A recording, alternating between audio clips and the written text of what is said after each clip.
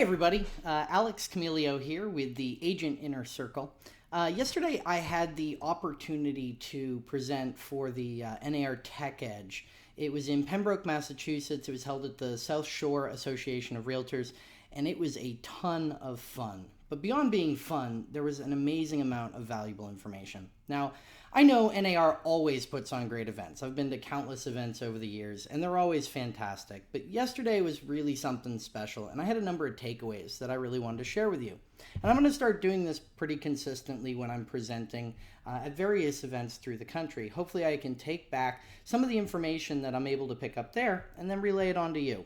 So, what were some of the highlights yesterday? Well, first, Anthony LaMacchia delivered it was a fantastic presentation.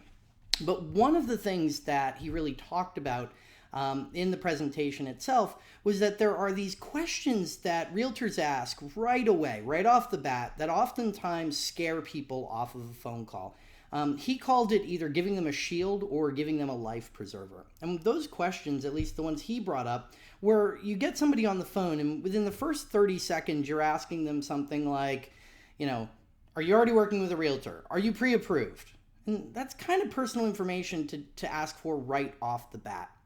He suggested doing things like, building a little bit of a relationship, spending a couple minutes on the phone with them and asking them and talking to them before jumping into some of those things. Kim Allard-Moshe made a good point kind of afterward, which she said that in Massachusetts, you have to, by code of ethics, ask if they are already working with a realtor. So, keep that in mind. But I think his point was you don't have to do it right off the bat. It doesn't have to be in the first 30 seconds and then scare them off. It can be, 5 minutes into the conversation. Hey, are you already working with somebody? Oh, you are? Okay. Or you're not, great, we'll move on. But you need to develop that relationship first.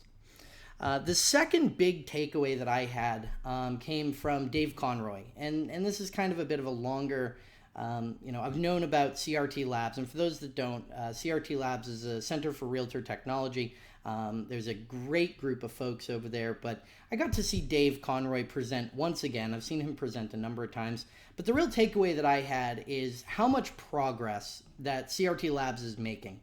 They've made an incredible amount of progress over the years, and to see that they're what looks like on the verge of releasing some of the home sensors and the actual hardware that they're making in-house is pretty incredible to see and to have seen that progress over the years. So kudos to the whole team.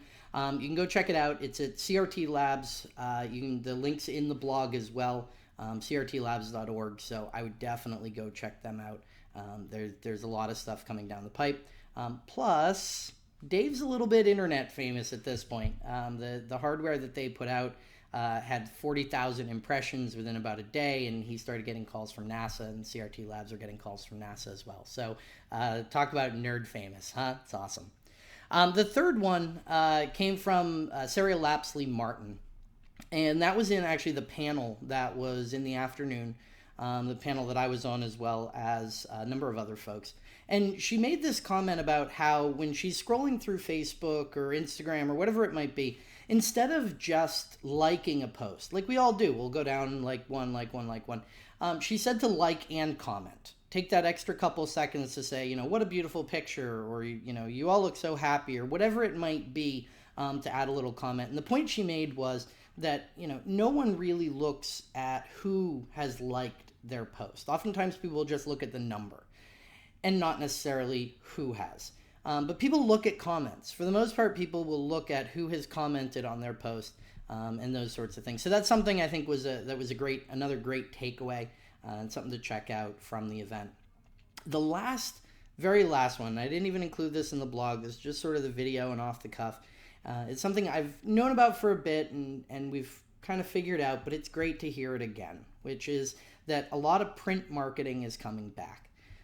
It's kind of amazing to see that print sort of fell out of style for a little bit and seems to be making a bit of a resurgence right now. And I think it really comes down to that you want to be where they are not, right? You want to actually be where all the eyeballs might be, because people are still getting mail, but you're not part of thousands of pieces of mail or, dozens of pieces of mail that might be in your mailbox on a daily basis. You're now part of a much smaller number, and it's reversed because now even social media is really inundated. So between email and social media and so on, there's so much that's inundated that way. I think you just kind of might want to move towards print. We've had some success with it lately, so something to sort of think about. So this has been Alex Camilio with the Agent Inner Circle, giving you the recap of the NAR Tech Edge in Pembroke, Massachusetts. Thank you to everybody who was there. Thank you to NAR and all the staff for putting it on. It was a fantastic event, and I hope to see you at the next one. Thanks so much. Have a wonderful day.